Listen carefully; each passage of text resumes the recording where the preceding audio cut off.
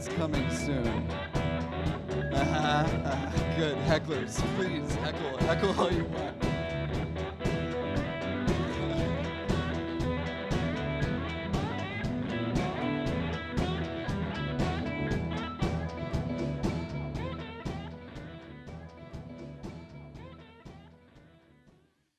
All right, okay, let's make a lot of noise. Yeah, thank you. Good. Welcome, everybody. You guys are really good at this. Thank you.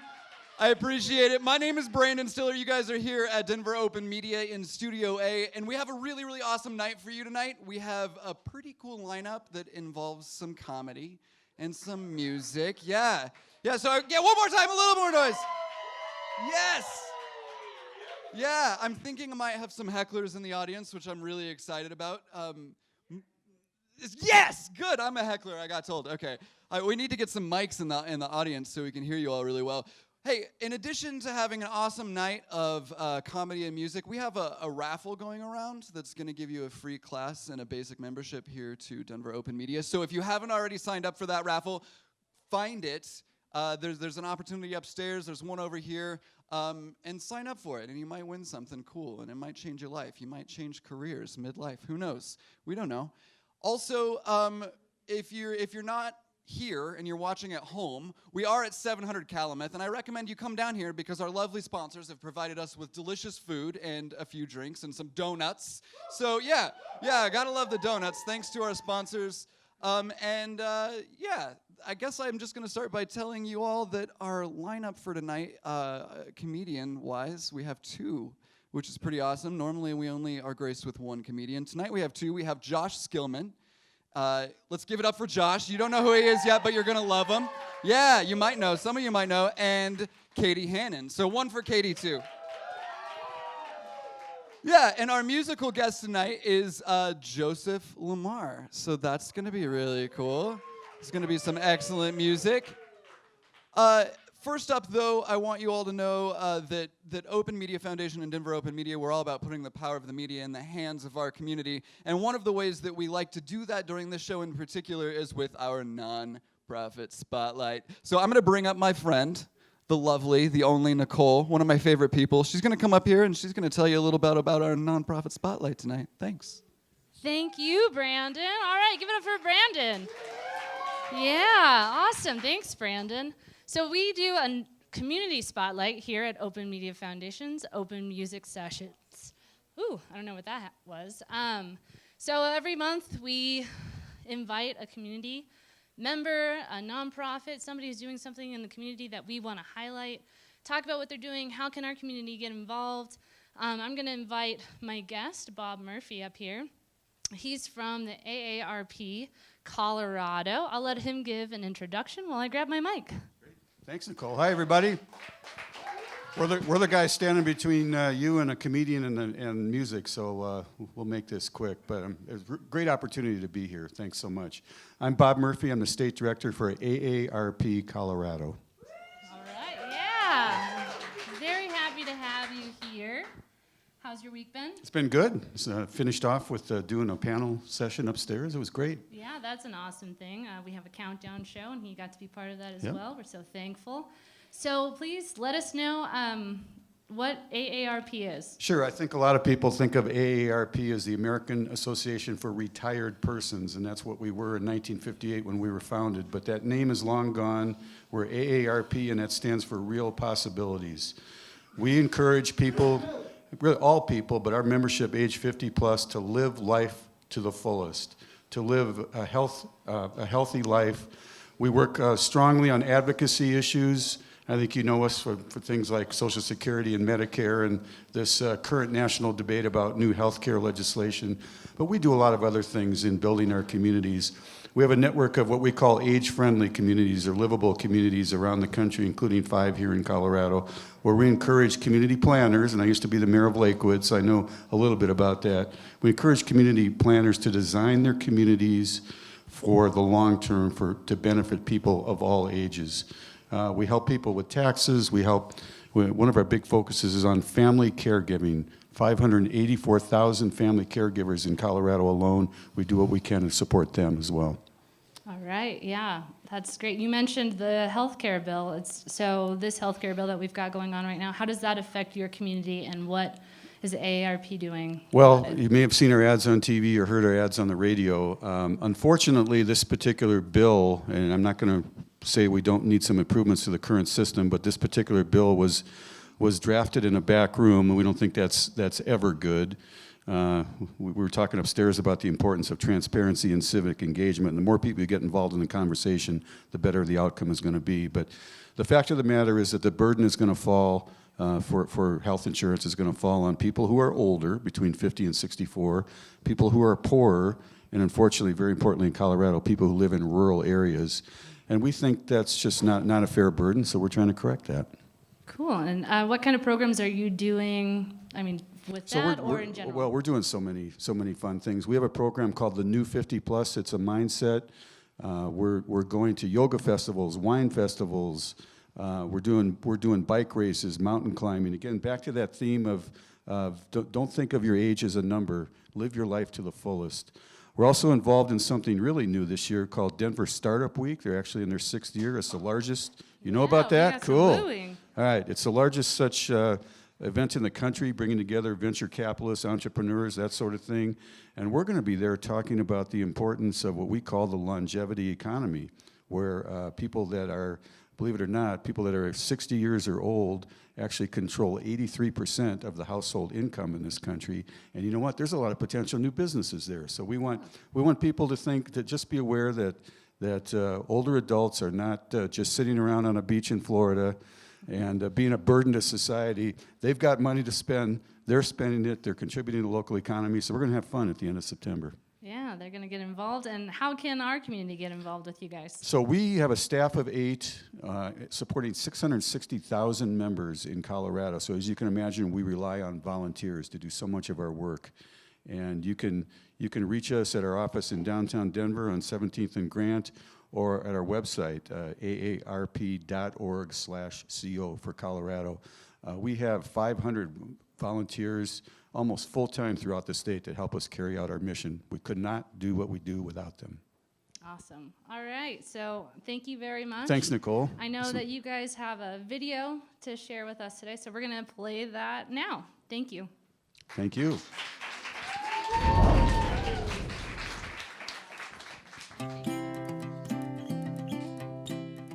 Hi, I'm Angela Cortez, and I'm the Communications Director for AARP Colorado. My name is Greg Golishinsky.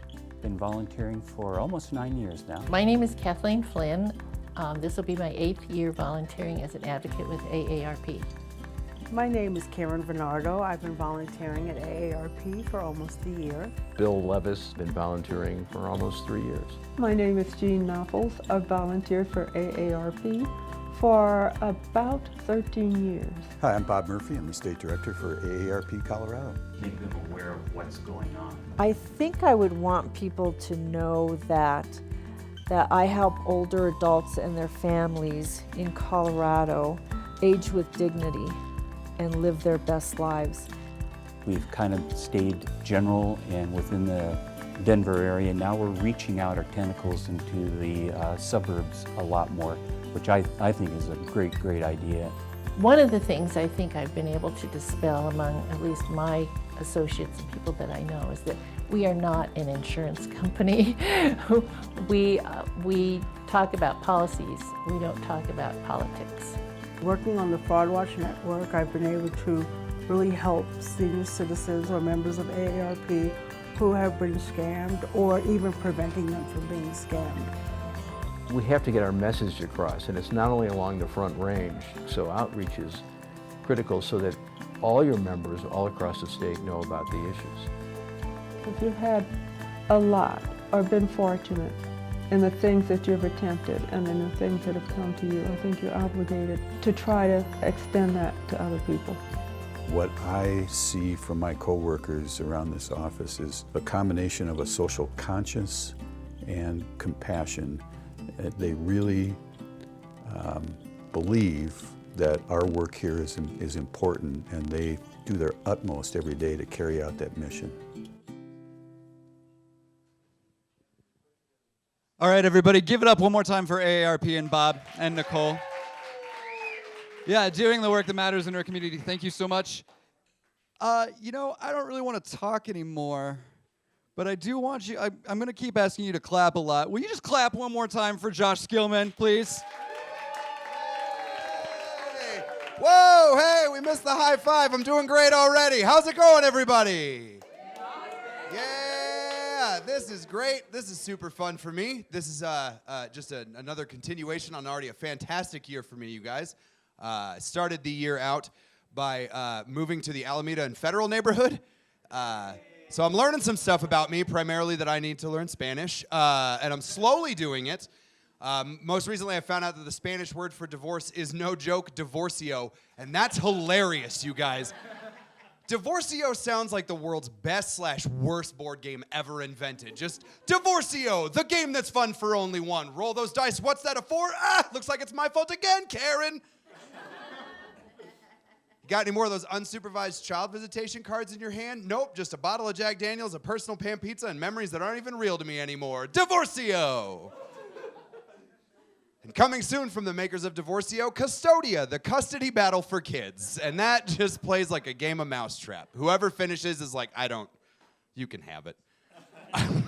I don't want to play with it anymore. It's a fun thing I've learned. Another fun thing I've learned this year is on account of my dog, Kevin. My sweet baby boy, Kevin, and I know you guys are thinking, oh, you named your dog after a person. I did, for 2 reasons. One, it's super fun to be out in public and go, Kevin, who's a good boy? And watch at least 2 white dudes stop and go, well, I don't mean to brag. I'm all right. 2, I was dating this girl a while back, and she knew about the dog, and she texted me, how did you sleep last night? And my response was like, not good. Kevin couldn't stop tossing and turning in the sack last night. And then it was radio silence for 2.5 hours while she was trying to figure out if I just openly admitted to cheating on her with a dude via text. Super fun. But this is the thing I learned from him. This is where I am in my life right now. I can't go to sleep anymore, you guys. I cannot fall asleep unless I hear the sound of a dog licking itself for 30 minutes beforehand. That's just a weird point I'm at in my 30s, you guys. That's a strange thing. Like, that's not something, if you're like traveling, that's not something you can ask for at a hotel. Like, you can't just walk up to the counter and be like, hey, I'd like a room and a CD of a dog, preferably an Australian Shepherd, sounding like he's going to town on all-you-can-eat hot wing buffet. Do you guys have anything? They throw you out for that, you guys. They throw you out into the street. They're like, CDs, who listens to those? What? You don't have Spotify? It's not a thing that's on there, I guess. Hey, you guys ever been so bored at work you started playing How Many Paper Cuts Do I Have with the hand sanitizer? It's a fun game. It's fun. Let's see. Other fun stuff that I learned about myself this year. Over the last year, I started a relationship with a nice young woman. We've been together for about 1.5 years now, and it's been going pretty strong. I knew that I was going to fall in love with her and want to marry her 2 weeks in, though, which I feel like was kind of too early. But, like, listen, here's what happened. Okay, here's what happened. I was having a really bad day at work, and she brought me a Jamba Juice. Like, she drove from Littleton to Denver to bring me a Jamba Juice, which is the nicest thing anybody's ever done for me in a relationship, which is sad to say out loud. But she did this, and I was so excited, but like she didn't come into the office. So I walk out, and I get the Jamba Juice, and I come back in, and my bosses were like, where'd you get the Jamba Juice? And I said, oh, my girlfriend dropped it off. And they were like, yeah, okay, whatever. You paid an Uber driver to drop off a Jamba Juice. It's whatever, fine. Keep lying to us. And I made the mistake of telling her that. And so the next day, this old man wanders into my office and goes, for Joshua Skillman, destroyer of worlds and eater of souls, here's the Jamba Juice you ordered, and walked out. And I was like, wait, you forgot to take the ring back to her. I'm proposing right now. She embarrassed me in front of everybody I worked with 2 weeks into dating. Like, how could I not marry? Okay, you guys aren't into love. That's fine. Maybe you guys just celebrate love differently. That's fine, too. Our first date, actually, we went to go see a movie at the Alamo. I don't know if you guys have been there before. Super sweet place where you can order, like, beer and real food while you're watching your comic book movies on your first date because you know how to treat women. And so we're sitting there, and we ordered our food and we ordered our drinks. And the guy wanders off, and he comes back with her beer, and he puts some silverware on the table, and then he vanishes for like 15 minutes, completely forgot mine. And I finally like grab him partway through the movie, and I was like, hey, man, I ordered a beer a while ago. What happened? And he goes, oh my gosh, this never happens. I'm so sorry. What did you order? And I said, a butcher knife. And his hand slowly crept across, and he grabs the silverware and goes, oh, I thought you just like wanted a butcher knife. Thanks, most literal waiter ever. This date's over. What's your life like? What's that? You want a submarine sandwich? I'll try. Sam Adams' private reserve? Oh, he's going to be so upset. That's the 15th time today. Creep. Thank you for that one. I liked it. It was good. I feel good being here, you guys. I feel good. I feel really great. Really, really humble beginnings. I started from nothing, and 32 years later, I still have nothing. Doing great. I'm actually, this is a fun thing. This is a true story that actually happened to me, but it's like the weirdest way it could have happened. I got held up at gunpoint a few years ago working at a GameStop. Now, before you freak out, I'm fine. I was just born like this. And so anyway, here's what happens. It's 6 o'clock on a Saturday. The robber comes in with a thing over his face, and I was like, oh, it's cold outside. That makes sense. And then he pulls up the gun, and I panicked and turned into a 1950s robot and just walked back and forth across the counter, repeating the word absolutely while he was barking demands. Give me the money. Give me them beats. At which point, the salesman in me kicked in and went, hey, what color do you want? We have black, we have blue, we have red. Would you like to pre-order a video game? Because I will take down your information and definitely not give it to the police, Mr. Robber. But it was weird because he did say some really strange stuff while he was robbing me. Like he's pointing the gun in my face and he goes, I'm not gonna hurt you. Well, then I'm not giving you the money. Checkmate, Mr. Robber Man, your move. On his way out, too. On his way out, I swear to God, on his way out, he goes, don't follow me. Like, running out the door, and I was like, why? I thought we were going to spend all that money and listen to sweet tunes on those headphones you just stole from me. At gunpoint. That was really weird. It was a really weird night, and what was even weirder is telling my friends about it and, like, the dumb questions they would ask me. They're like, oh, you got held up at gunpoint. What did you do? Oh, my God, what did you do? It's like, what do you think I did? Just like, oh, God, no, please, take me instead. Please don't steal money from this corporation that makes billions of dollars. Take my life. Actually, it's the holiday season. Can you shoot me so I can have a day off? That'd be great. Fantastic. Hey, ain't that the truth? I hear you, sister. All that retail fun that we have. What is a holiday? I don't know what holidays are anymore. Nope, that was a dumb thing that I just came out of my mouth. It just fell out because I was responding to somebody else, and now we've gone off the rails. And have you guys been to Red Rocks recently? Have you guys gone to any concerts this summer at Red Rocks? Anybody? Yeah? Do you guys see that they're paving the parking lots? Isn't that kind of weird that they're putting concrete over some of them? It's kind of crummy, right? That's kind of crummy. I'm just setting fires all over the place tonight, you guys. There's going to be tons of letters coming in to Denver Open Media that's like, hey, this guy said some stuff. But my favorite was that I went and saw a concert recently, and there was a poor park ranger who had to wander around telling everybody, and this is the first time in like 16 years of going to shows at Red Rocks that I've ever had a man say, you can't drink here in the parking lot. And he was like hassling everybody. And I felt so bad for the dude because he was so nice and dorky and just a dweeb, and I loved him, and he was so great. But like, part of me really hoped that like Park Ranger Jim or whatever his name was got hassled so much throughout the night that he went like kicked open his supervisor's door and was just like, this isn't why I signed up to be a park ranger, and slapped down his badge and then throws over a chair. Am I the only one who's entertained by this fantasy that I created in my head while I was drunk at a concert? Okay, that's fun. That being said, weird, I need to make better life decisions, you guys. I need to make better life decisions because I live across the street from an elementary school, and if that was a burp or a laugh, it was still, I loved it. Thank you.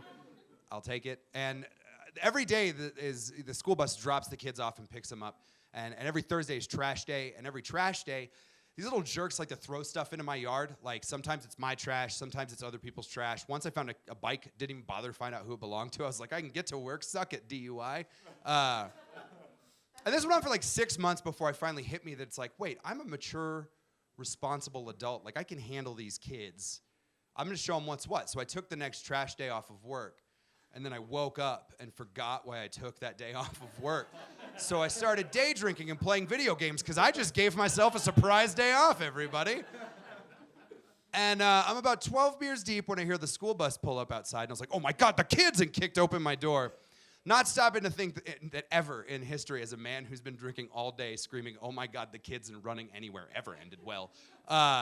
But this is what I looked like in this moment. Gym shorts, no shoes, still haven't showered. My PlayStation headset is still attached to my head. I've got a controller in my right hand and a cold beer in the left. Hey-o! And I just screamed, you damn kids, stop knocking over my trash! I'm 32 years old and I'm screaming at children on my front porch when I'm drinking. What the hell happened to my life, you guys? And the best part is right after I screamed that, somebody in my headset was just like, dude, what level are you on? All right, that's going to do it for me, Denver Open Media. You guys are the best. Thank you so much. Have a good night. Can I ask you a question? Hey, so I saw your hashtag coming up there. What do you have coming up here? Where can we find you later on? Next month, I'll be on Designated Drunkard. I think it's August 5th at El Chorrito. So you guys should come check it out. Follow me on Twitter at Joshua Skillman. You can also find me by that name on Facebook, everybody who's not paying attention now. So, yeah, that's it. Awesome. Thanks so much for being here. Really appreciate it. All right, hey, we've got a bucket. We're passing the bucket. We don't pay our awesome entertainers to be here the first Friday of every month. They do it because we have to pay them with video. Is really how we bribe them to be here. So we're passing the bucket. We'll do it again for Caite here in a moment, and for the band as well. So please be generous, and thanks so much. I'm gonna stop again, and I'm gonna let Caite come up here. Caite Hannan. Thank you. Hi, everybody. You guys keep it going for Denver Open Media. This is so fun. Yes, this is exciting. You guys, I think that I am, a fine-looking person for the most part. But every now and again, I will catch a glimpse of my face in a mirror and be like, who's that Irish peasant? I'm like, that gal better get the dole home to her 8 brothers and sisters. They're starving. You guys, they're starving. Okay, you guys need to read Angela's Ashes, apparently. No, I was talking to a childhood friend of mine recently, and she reminded me that when we were little, we would play house, we'd all be out on the playground, and we would come up with, our dream husbands. And my friends would always be like, my husband's a doctor, or my husband's a lawyer. And I would always be like, my husband's dead. Just as soon as I learned what a widow was, I was like, I'll take it. Yeah. Get some me time again at the end? Yeah, cool. I think I also just realized from an early age that being sad is kind of a power play, you can kind of do whatever you want if you're sad. I was just snatching toys out of my friends' hands, being like, my husband died. He was a marine biologist. That's the cool kid job. My friends and I, we were also really into playing with Legos. We'd build up Legos, but I feel like Legos are different now because they have Lego sets, and you build a very specific thing, and it comes with very detailed instructions, and they have different ones for boys and for girls, and the ones for boys are always so exciting. It's like, you're gonna build a spaceship or a tank, you're gonna fly around the world, and the ones for girls are always you're gonna build an animal hospital. You have to watch sick ponies. We're boys, your toy comes with a laser sword and a fire gun. Girls, your toy comes with an obligation. Isn't that fun? Yeah, I love to just think of children using their imaginations. The boys are I shot down his TIE fighter. And the girls are things have been pretty touch and go with Buttercup. I don't know. Just a very stressed 8-year-old. That's kind of the type of child I was. I literally threw all of my Barbies into a trash can when I was around 8 because I was like, I can't care for these women, like I can't give them the dream homes and convertibles that they deserve, Like I have 8 Barbies, 1 Ken, like what kind of life am I forcing these sister wives into, I couldn't do it anymore, I couldn't do it. I think being a kid is hard, though. I work with children. I work at a residential facility, so I work with kids who mostly have been removed from their, foster homes and whatnot for extreme behaviors. So they hit and they kick, and they have a good reason to. And usually I can keep my cool. I'm very calm. But a little while back, a child did something that I considered, and I think you'll agree with me, unforgivable. And it was when the Star Wars Force Awakens came out. The day that it came out, he told me what happened at the end. I had not seen it. And yeah, it's a thing. If you haven't seen it, it's been 2 years, like you should probably see it, but it's upsetting, yeah. And I was like, oh, it was like the closest I've ever come to retaliating against a child, Like I really wanted to say like, well, you told me the end of that. Let me tell you the end of this. You're 11 and getting less cute by the day. Nobody adopts a 12-year-old. Spoiler alert. Spoiler alert. I didn't say it. I would never say that out loud. So, no, it's okay. Oh, you guys, I've heard a lot of the women that I know say that they stopped taking their birth control pills because it made them crazy, which has always like baffled me. I'm like, am I the only one who can't tell the difference? Like they'll be like, I was crying every day. I'm like, we're not all crying every day. That's not human baseline. You guys have seen these dog videos on the internet, right? Like just dry eye. Okay. They'll be like, I was gaining weight. I'm like, oh, we're not all gaining weight every year till we die. Well, whoops. Okay, whoopsie. I've been going the wrong direction on that one. I've been putting on some pounds. I've gained some weight in the last year or so. I get really mad when I hear people say they forgot to eat. I'm like, that's weird. I remembered to eat way more times than I was hungry. I have a great memory, I guess, is what it is. I don't know. No, I've gained some weight. It's it's okay, but sometimes I'll still catch myself having the same thoughts I had when I was skinnier. I'll think kind of like skinny girl thoughts, I'll think I deserve love, or people should listen when I talk. It's like, not with that BMI, young lady. No, it's okay. We're okay. I was talking to a friend of mine who I haven't seen in a while, and I was like, yeah, I've gained some weight since you last saw me. And he was like, that's cool, you're curvy. And I was like, yeah, there's Hollywood curvy, there's Selma Hayek. And then I feel like there's also more Mall of America curvy, which is more where I'm, the curvy section of Mervyn's is where I live now. It's okay. You guys, I'm fine. I'm okay. I'm not great with dieting either, so I'm at this point, I'm just kind of praying that fashion will dramatically change directions, that people will be like, we used to love a thigh gap, but now we love a perfectly round head, now we love when we can tell where your belly button is through your shirt. That's the look.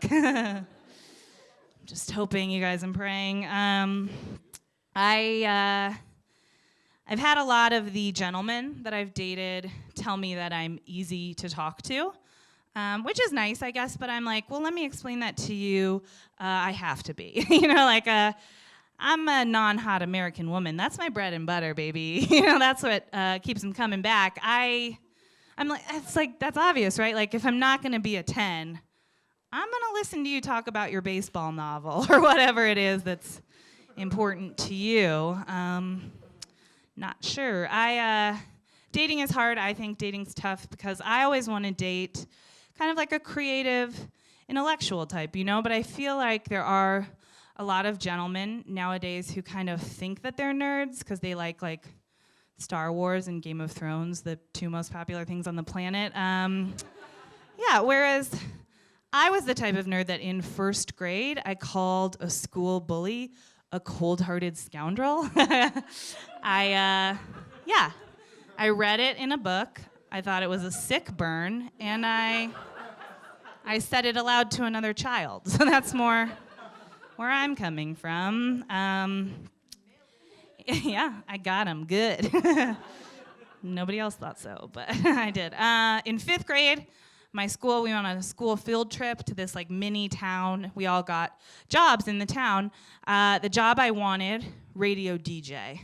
The job I got, postmaster general. Like, even then, my teachers were like, this girl is lame. Oh, she's boring. Oh, it's tough. Dating, it's hard. Do you guys use any of the apps? You use Tinder or Bumble or anything? People use them. I think that's okay. I don't have them right now, but I think I'm going to download Tinder because I have kind of a new plan for my life. I want to get Tinder. I want to say yes to every Trump supporter. I want to talk to them for like 3 days, and then I want to be like, psych, I would never sleep with a Trump supporter. Like, I don't know how else to get to them, you guys. How do we break through? I don't know. I gotta, maybe Tinder they'll listen. I don't know. I'm not a huge Trump fan. I try to keep it under check, but sometimes I get so mad I just want to resort to like childhood insults. Like I just want to go to the Facebook page of any white woman who supports Trump and be like, have you gained weight? Or like, I don't know, like, you look tired. I don't know. I don't know how to be productive anymore. I don't know. No, I don't have Tinder. I actually do. I am dating someone right now. I have a boyfriend. But I've noticed that he and I kind of have different approaches. I'm in grad school to be a therapist, so everybody I know just says partner instead of like boyfriend or girlfriend, just to make it easy. So I've noticed that I call my boyfriend my partner, whereas he calls me this girl I know. So just a little bit, just a little different, I've noticed. It's interesting. No, he's cool. Yeah, with the Trump stuff, it's so hard. I feel like there's so many terrible things happening all the time, and I always want to be supportive, but I don't want it to be like, look at me, I'm being supportive. Like, I don't want to make it about me, you know? So, like, I'll go to Facebook and I'll want to post something, but everything I come up with is just like, Black Lives Matter, but not just because I'm a white person and I say they matter. Like, I don't even like myself. I'm sorry. Is that helpful? It's a long hashtag. I don't know what to do. I don't know. I guess it's not that hard, but I feel like if you oversimplify it, it's kind of like the experience of being a white person at a Mexican restaurant. Like, you don't want to be that awful white person who orders like a quesadilla. You know what I mean? We all know, don't do that. But I think you also don't want to be that awful white person who orders like a quesadilla. You know, like, don't, just stay in your lane. Just don't use your own voice. Okay, that's going to do it for me, you guys. I'm Caite. Make some noise for Brandon. Caite, thank you. You can stand right there if you want some more. Yeah, we'll dance a little bit. Hey, same question to you. Where can we find out more about you? Where are you going to be playing next? What's going on? Okay, well, I actually host the show that Josh is going to do, Designated Drunkard. It's the first Saturday of every month at El Chorito. And it's just my name on Twitter and Facebook and all that, so. Thanks for being here. Really appreciate it. Yeah, one more time. And we're going to pass the bucket again, so please give generously. Are we going to a PSA? Is that what's happening? I don't know. Do we have a PSA queued? I know we're gonna bring the band up here. Yeah, we're gonna do. Let's just do. If we have a PSA queued, let's do it. Do we have one? Putting the power Putting the power of media and technology into the hands of the people. The people. The people. Denver Open Media. That's Denver Open Media. Están viendo Denver Open Media. Did you know that you can be on TV too? Here at Denver Open Media, you can get everything you need to start your own production. Get educated, be entertained, and get engaged at Denver Open Media. Have you ever been talking with your friend at 3 a.m. and said, man, we should make a video about that? This is where that happens. This is where somebody can come and represent their voice, their community, their country, and their culture. come to denveropenmedia.org and learn how to be a member. Like what you see? Here at Denver Open Media, you decide what plays. So head on over to denveropenmedia.org to vote on your favorite shows and find new ones. The more votes, comments, and views a video gets, the more it's played on our channels. Community-powered media, right here at DOM.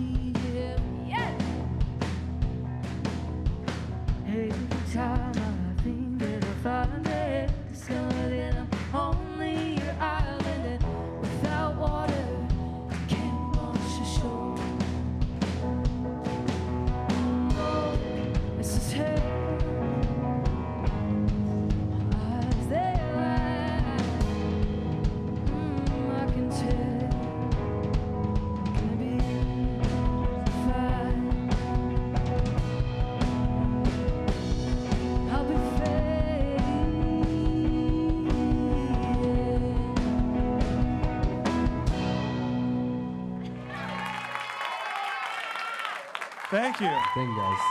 Cool. Thanks so much, you guys. We'll have a party sometime sound check. I tell you, your dancers look great out there dancing. All right, everybody, let's give it up for Joseph Lamar, please. Thank you.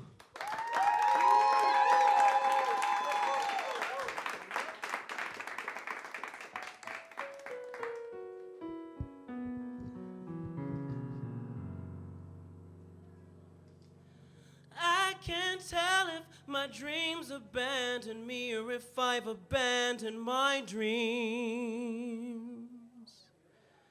I can't tell if I'm delusional or if I'm actually onto something. I can't tell if the world's unfair or if I'm getting just what I deserve. I can't tell if my courage is justified or if I have too much nerve. Blah, blah, blah, okay, okay. Duh, duh, duh, I can't explain. Stinging, feeling, growing pains. Am I growing wiser, more insane? Wah, wah, wah, wah, I'm not listening to your hating. Don't want to be construed as rude, but yeah,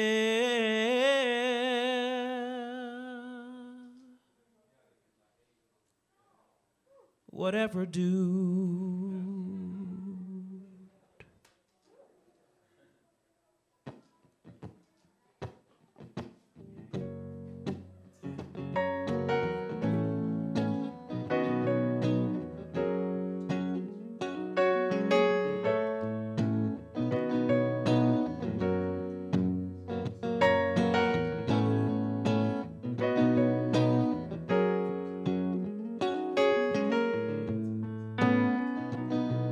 If you aren't the executioner, you're the one who's being hung. If you aren't the one singing sad songs, you're the song who's being sung. If you aren't gray and wrinkled, you're the one who's dying young. If you don't string along some hopeless fool, you're the fool who's being strung. But who cares? Love ain't metaphysical. It's not a cosmic thing, just a fairy tale on a silver screen. I'm not bitter, I swear. I've just been around and down and out. jaded, I swear. I just know what I'm talking about. Yeah, yeah, yeah.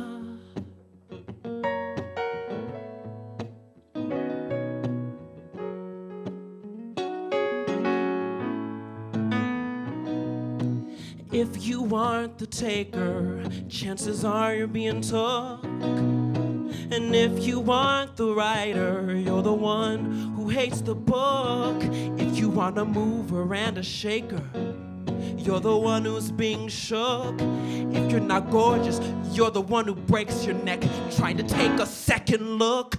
But who cares? Love ain't metaphysical. It's not a cosmic thing, just a fairy tale on a silver screen. I'm not bitter, I swear. I've just been around and down and out. I'm not jaded, I swear. Oh, yeah. I just know what I'm talking about. Yeah, yeah. Love is the erosion of your common sense. Love is insanity and rainbows. Love is desperation, devastation. Love is hangovers and regret. Love is lemonade and cyanide. Love is ice cream and cavities. Love's a horrid battle that no man has ever won. And if you want the shooter, they're staring at the gun. But who cares?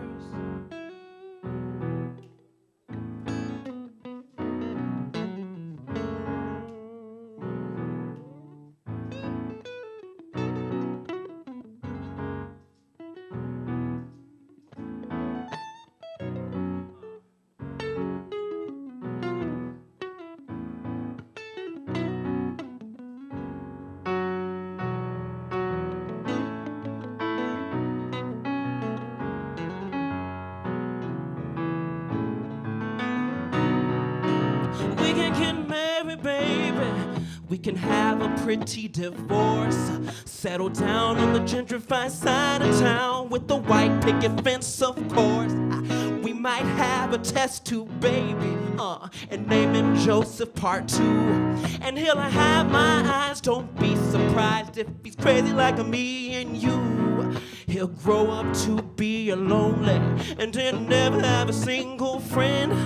Have his heart broken 10,000 times and he'll see humanity's end out.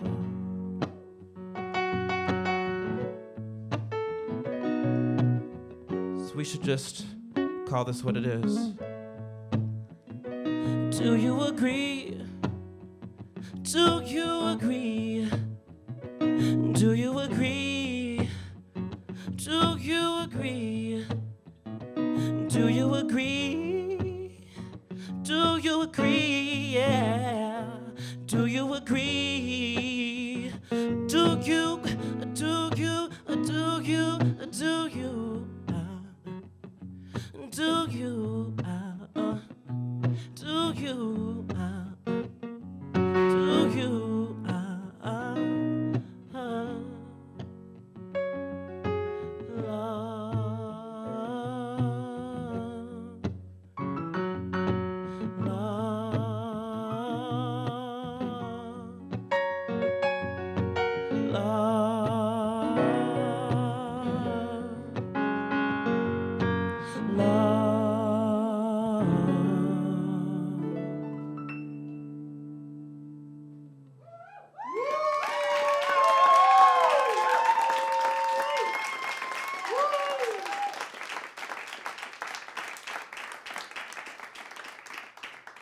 Thank you. You all are a lively bunch. Thank you to Denver Open Media for having us. My name is Joseph Lamar, and up here with me is Kenny Lou on guitar. Get up for Kenny. So I guess that unisong you just heard, the a cappella piece and then the one with accompaniment, 2 different songs. The first one is called Whatever Dude, and the second one was called About Love, concerning the discrepancies between expectations and reality. And I'll allow you to decide what it's about. When I wrote that song, I was sort of like in a weird place. Like I just found out about this medical condition I have, and I have multiple sclerosis. And I just had my first attack, and I'd spent like a week in the hospital, and school wasn't going well. I was going to DU, and like I was homeless and trying to go to school at the same time. And there was this particular classmate I was really, really enamored with, and the feeling wasn't mutual. And I was sitting on the couch with my grandma, and we were watching. You ever seen that film 500 Days of Summer? I love that film, and I hate that film.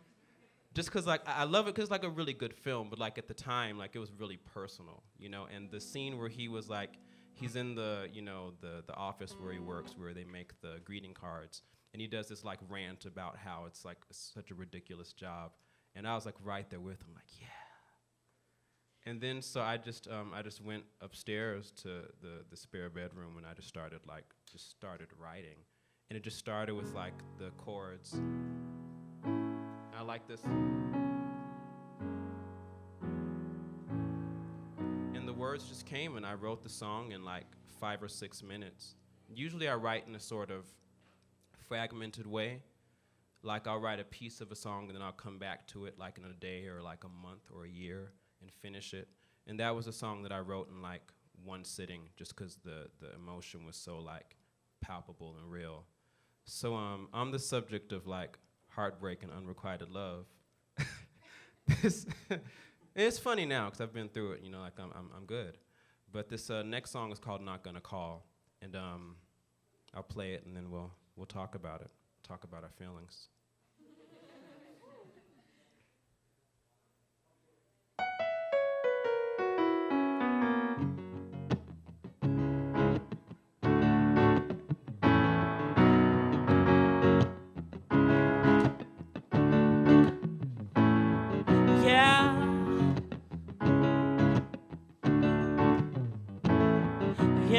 Yeah. I wish I hadn't taken a shower. Thought about it before an hour. Wish I hadn't canceled my plans. Giving you another chance, a second glance. Just another lesson learned, Now I'm wiser than before. I'm gonna grind, I'm gonna ball, I'm gonna get mine, and I'm not gonna call. No, I'm not gonna call.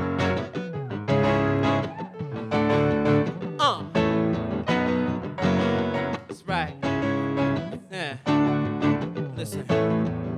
You say that I'm a really good guy. I've heard it all, so don't even try. You say the world needs people like me, but the way you treat me, you don't agree, you don't agree.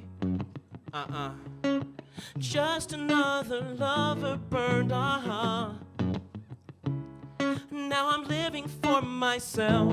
I'm gonna grind, I'm gonna ball, I'm gonna get mine, and I'm not gonna call.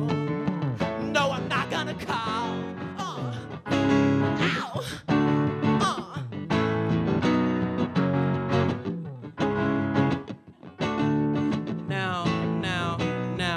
Now this is an open call for all ex-lovers and would-be booty calls. Meet me on the back porch to collect your draws. Leave a message if you want to, but I'm not gonna call.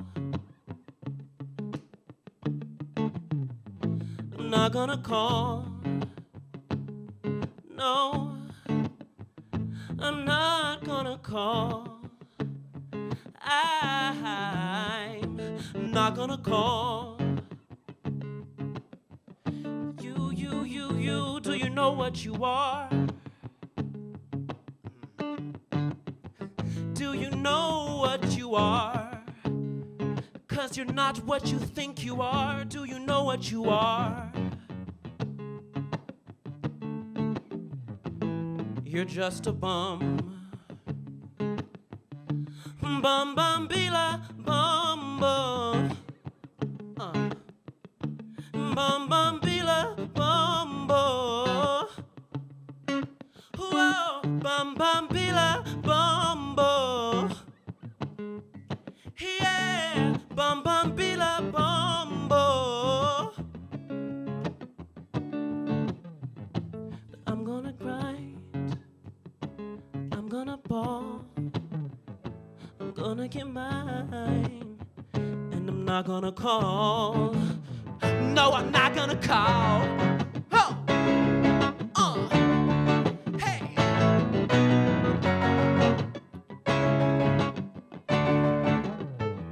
I'm not gonna call. No, no, no. I'm not gonna call.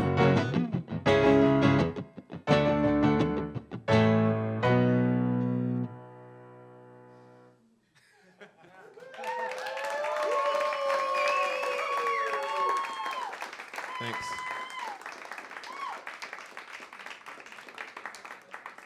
At the time when thanks. At the time when I wrote that song, I was seeing somebody kind of like off and on, and he just like kept canceling things. Like he had some personal things going on, and so like we'd plan like some kind of date situation, and like I'd get everything all together, like. And on that particular night, he was supposed to come over, and so like I started cooking dinner, and like I took a shower, like put on clean socks and everything. Like it's official, like a real date, you know what I mean? And he hits me up like a few minutes after he's supposed to show up, like, oh, I'm not coming. Yeah, exactly. That's how I felt.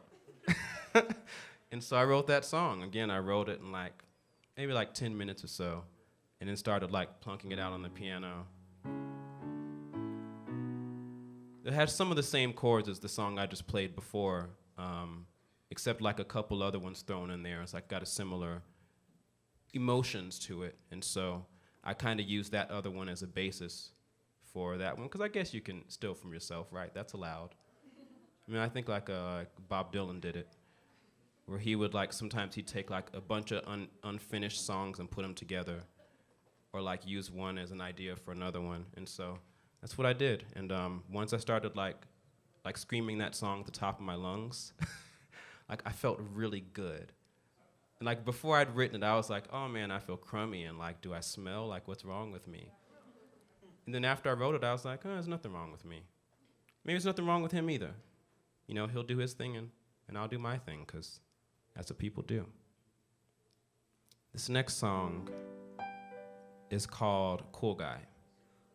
And I admit that sometimes when I play shows, like when someone hits me up and they're like, hey, Joseph, you want to play a show? I just kind of check like some of the important details. Like, yeah, I'll play. And I just show up. I don't always do my research. That's a bad habit for an artist who represents themselves to have. But, we were practicing Cool Guy to do our sound check. And Cool Guy is a song that has a lot of expletives in it. I think that the F word is used about 43 times in that song. So it's like really cathartic, but like not good for like, children and stuff like that to hear. And, we were practicing and like, doing the sound check and everything was cool. And then someone came up and was like, we love what you guys are doing. It sounds really nice. This is going to be on the radio. It's going to be on TV. You can't say those words. FCC will probably fine you. And so in my head, I was like, okay, I've got to like censor myself as I'm doing it. Like, because you get used to singing it with the cursing and everything. And so this is going to be like the censored version of Cool Guy. I hope you dig it.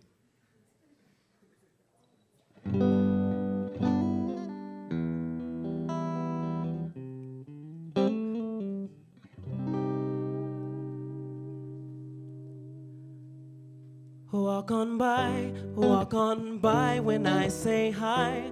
Dodge my hello, you're so fly. How could I ever think I'd catch your eye? I could die, I could would die. On the sidewalk I would lie, thinking, what's wrong with my clothes today? Should I have cut my hair this way? Why is it so hard to let this go? Why do the handsome ones say no? Forget you if you can't say hi. Forget you if you can't say hi. If you get to know me, I'm a really cool guy. If you get to know me, I'm a really cool guy. Forget you if you can't say hi. Forget you if you can't say hi. If you get to know me, I'm a really cool guy. If you get to know me, I'll be cool. Walk away when I say hey. I got no game, I get no play. Why can't I think of something cool to say? Forget my life, darn it all. Feel so bitter, feel so small. Thinking, why am I so insecure? What the heck you do that for?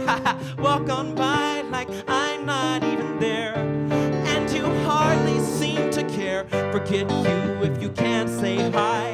Forget you if you can't say hi. If you get to know me, I'm a really cool guy.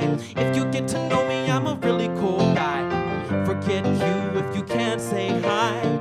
Forget you if you can't say hi. If you get to know me, I'm a really cool guy. If you get to know me, I'll be cool. They always walk away. They're just like your father. So why do you bother?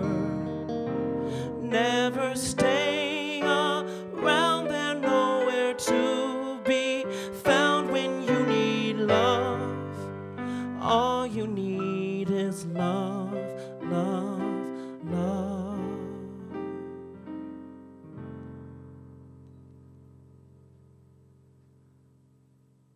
Walk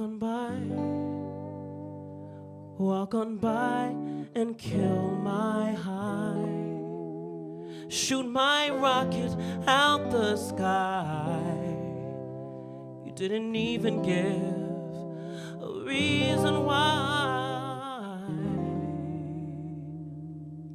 Wish you'd die, so I wouldn't have to try. Don't wanna try to be composed and cool. Try too hard, look like a fool.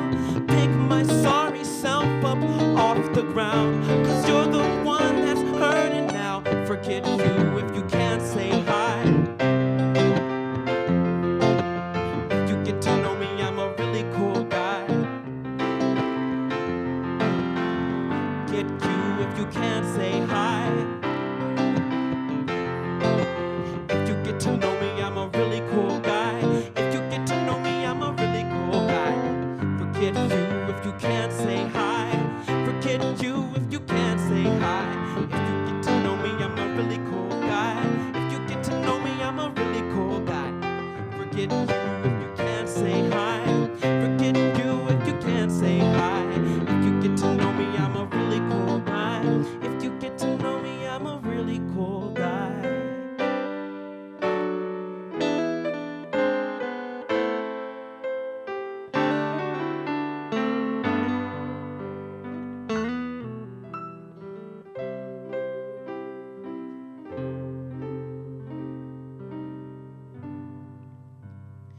Any way the wind blows.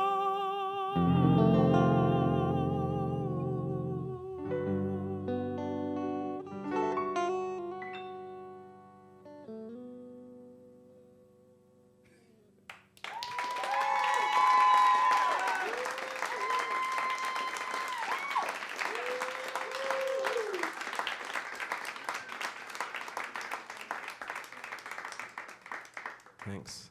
That just kind of like fits the little Bohemian Rhapsody thing at the end. I don't know why. Just one day I was at the piano, I was like, huh, it's not finished yet. Put that on there. Huh. Yeah, that's it. This next song is called I Want You.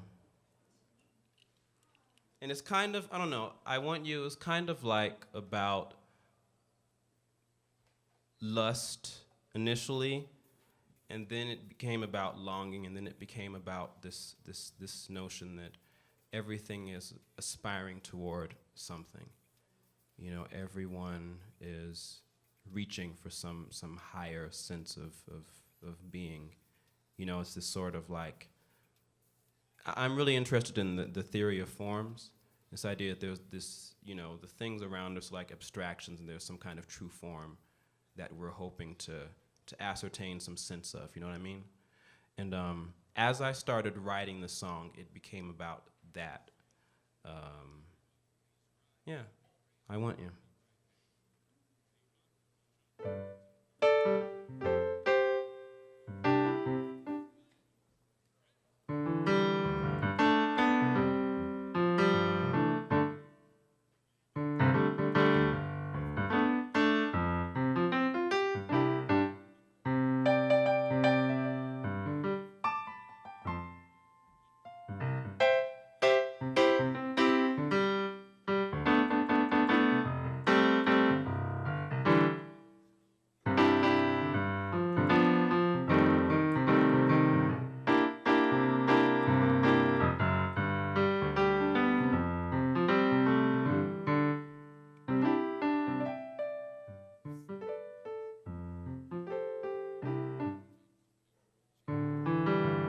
I wrote your name down on a page.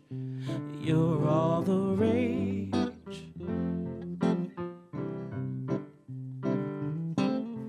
I sang about you on a stage. I'm pinching every penny of my wage. I want you.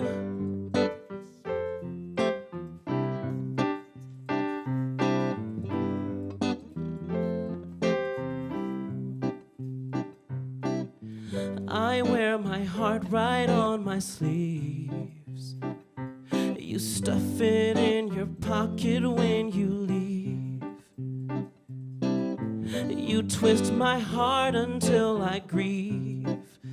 You turn your head and leave me hanging like a weave. I want you.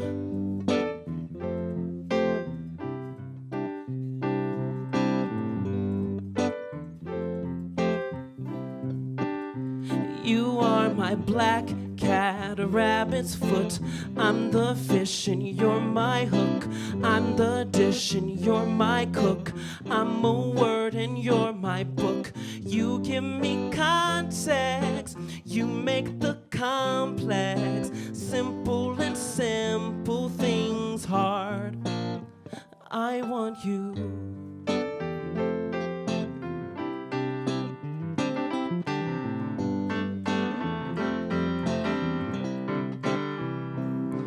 I hate your precious guts, I told a lie. I twisted up your heart and made you cry.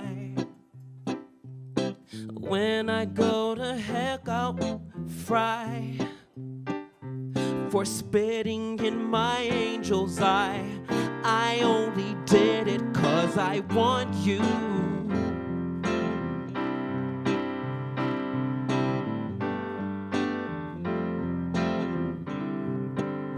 You are my Tamagotchi voodoo doll. Wash you down with alcohol. Meet me in the bathroom stall. Wish you would give me a call. You give me context. You make the complex simple, and simple things hard. I want you.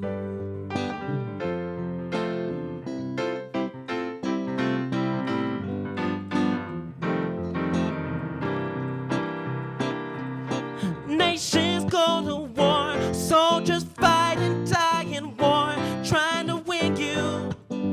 Hey, yeah.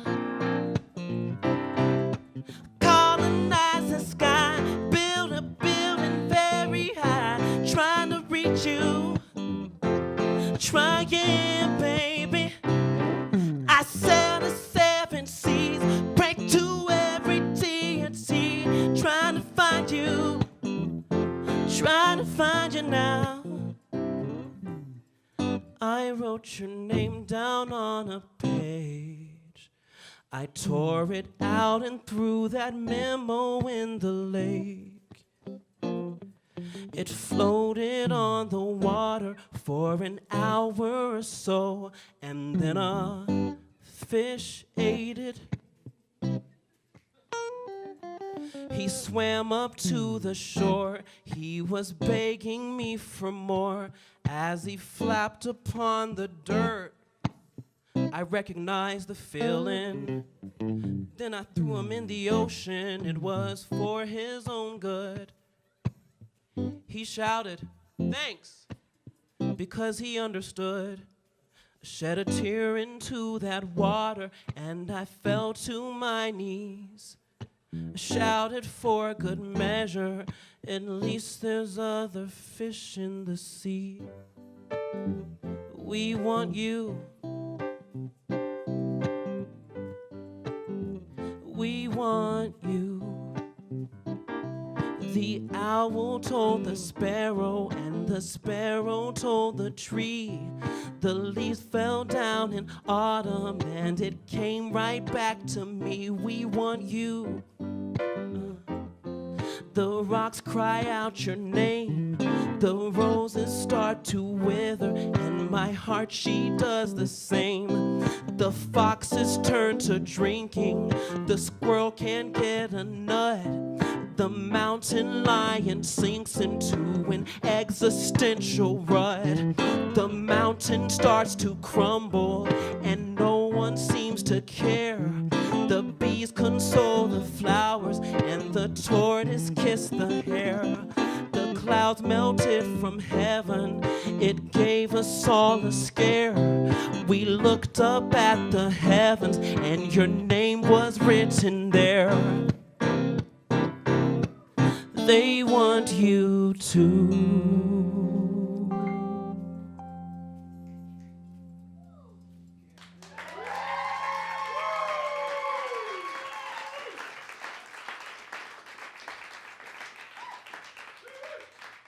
Thanks. I kind of so they say that like when you dream, you know, it's kind of like your subconscious mind is trying to send a message to your conscious mind. And so if you ever want to know what your dreams, what they mean, you know, you look at the things in them and how do they make you feel, and like those symbols are like, that's your brain's way of communicating with you. When I write, it's kind of like I dream while I'm awake. So like during the day, like there's a lot of stuff like going on in my head. And like if someone were to walk through my brain, it would look like a mess. Like just a mess, you know what I mean? And it's like, it used to frustrate me because sometimes I'd be trying to like deal with an issue or figure out a solution to a problem, or maybe I had writer's block or something and I'm trying to like get things together. And I'd be thinking of this issue and then like a scene from a film that I've seen before would pop up. Or like something happened in my childhood. Or like a random person that I knew, like some acquaintance, or like, and all these things, or like colors, or sounds, or religion, or philosophy, and like all these things, like what happened on the news that day, or you know, somebody tripped walking down the sidewalk, or like chewing gum on the sidewalk, or like just random things would start popping up. I'm like, why can't I focus? Like, do I have like ADHD or something? And I was talking with someone about it, and sort of came to the conclusion that like that's my brain's way of communicating with me. Like the thing I'm trying to figure out, there aren't words for it, like in my head. And so it's like sending me symbols. And like the scene from the film is related to the thing you were thinking about before. And you kind of chase these like breadcrumbs in your head and you put it all together and then it all makes sense. And so when I write lyrics, when I make music, you know, I'm all about like taking a lot of different things that maybe shouldn't go together and like putting them together. And what matters is the thing that they all have in common. And that song was like an example of that. It's like, you're my black cat, rabbit's foot. I'm the fish and you're the hook. I'm the dish and you're the cook. I'm a word and you're my book. You give me context. You make the complex simple and simple things hard. And it's like, when I wrote that, it just like, it's like it came from somewhere else, you know? Anyway, enough about that song. This next song is called Black Boy. Have a little bit of water before we start it, though.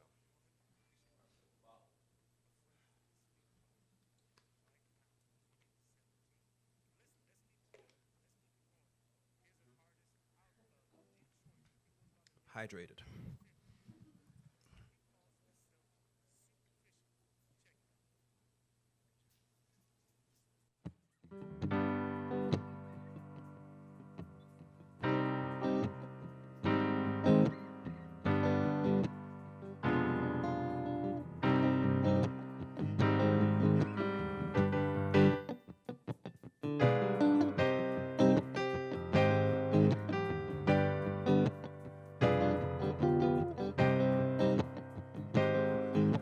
Black boy, black boy, black boy, black boy, black boy, black boy, black boy, black boy. Am I what you envision? Try to enslave me with your narrow definitions and implicit biases. Do I fit your archetype? Am I black the way you like? Do you want me to be a fetish or a novelty? Black boy, black boy, black boy, black boy, black boy, black boy, black boy. Pardon me, I'm on a mission to change the way I've been conditioned.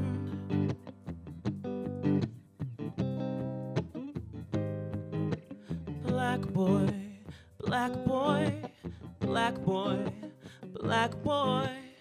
They think I'm stupid, but I'm intelligent. It's just that my intelligence ain't as loud as their ignorance. Excuse me while I talk, am I too articulate? Would you prefer I be a menace to society? Black boy, black boy, black boy, black boy, black boy, black boy, black boy, black boy.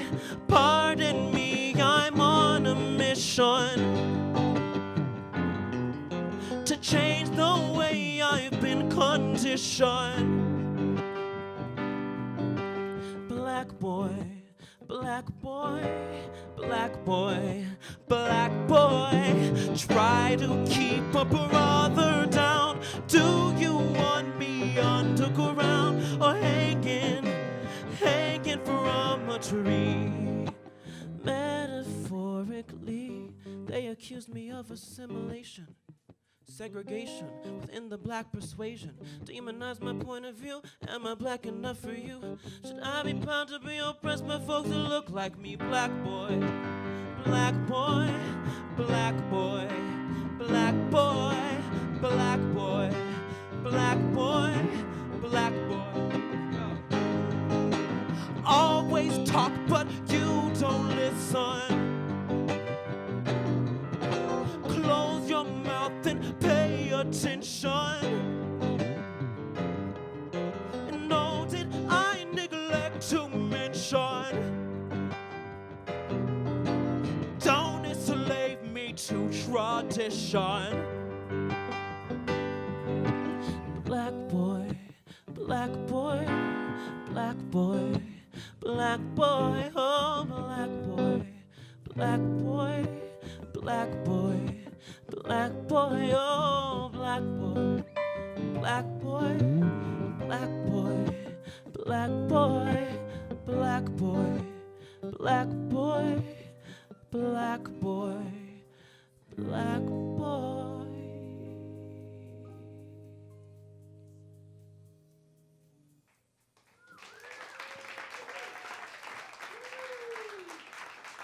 Thanks.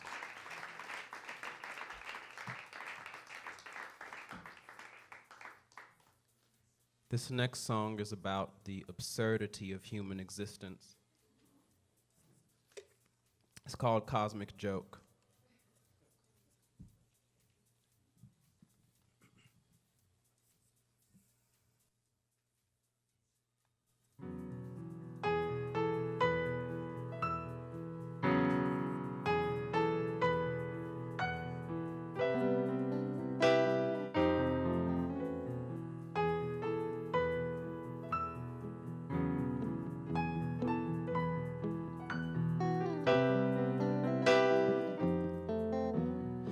caught in the universe's jaw, swallowed whole and regurgitated, landed on the other side of the milky white light, cold and wet and screaming and miserable, imprisoned in the physical, trying to figure out what it's all about. How do you entertain these sensations yet maintain your relation to that which created you? Not the one they're praying to, ain't nobody saying who. Everybody else is waiting for. Everybody else is waiting for. Everybody else is waiting for. Everybody else is waiting. It's a cosmic joke, and ain't nobody else here laughing but me.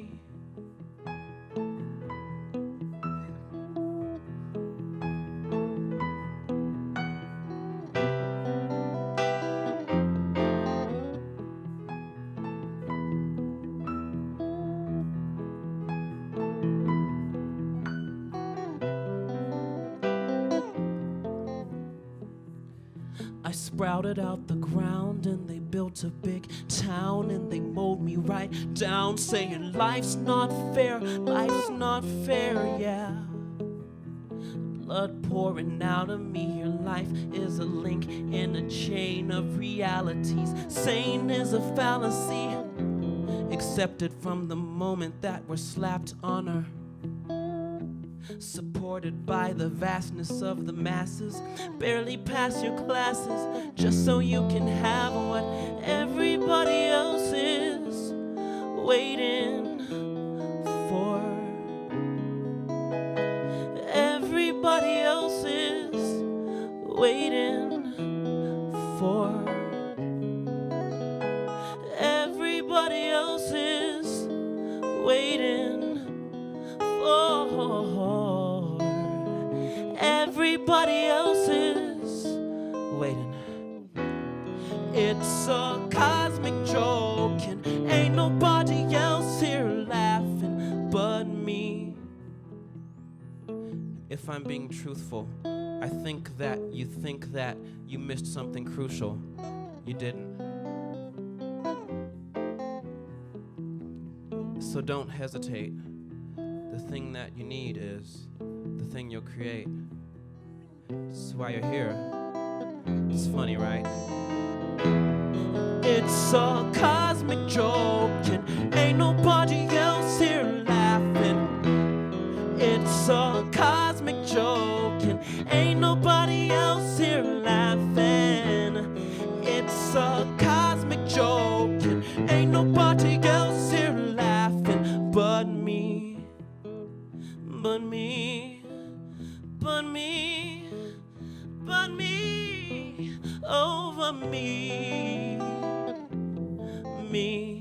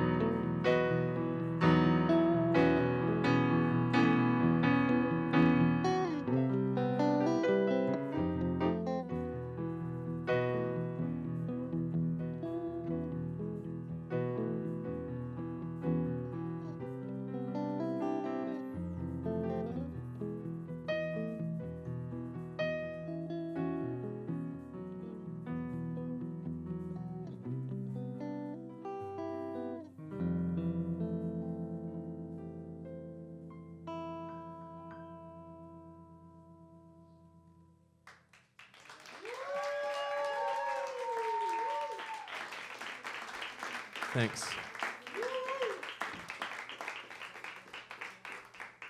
Oh, wow. So we got one more. This last song is called Savor. And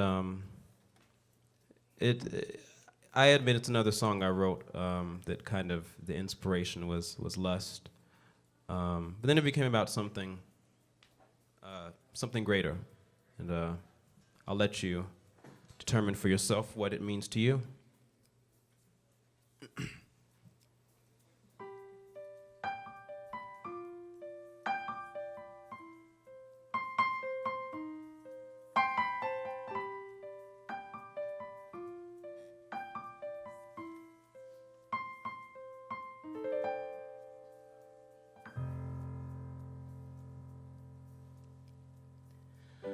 I'd like to be in your good favor. I'd like to be your favorite flavor. Your favorite flavor.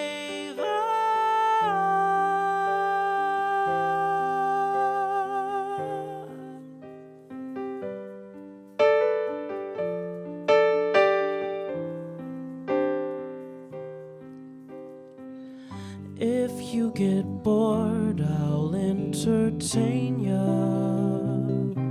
And when you're lost, I'll be your Jesus, be your Savior.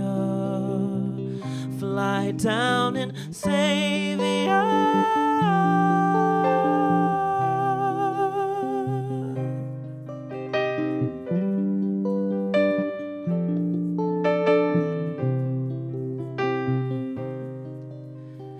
When you need a barber, I will shave ya. And when you're naughty, I'll be on my worst behavior. Worst behavior.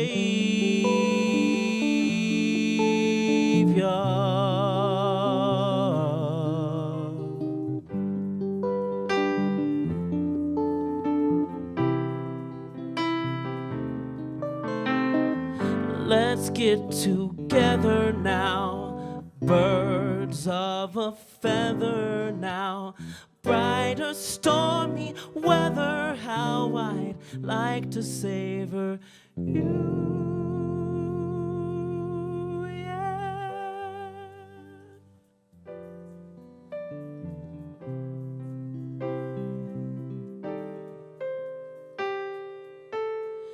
Yeah.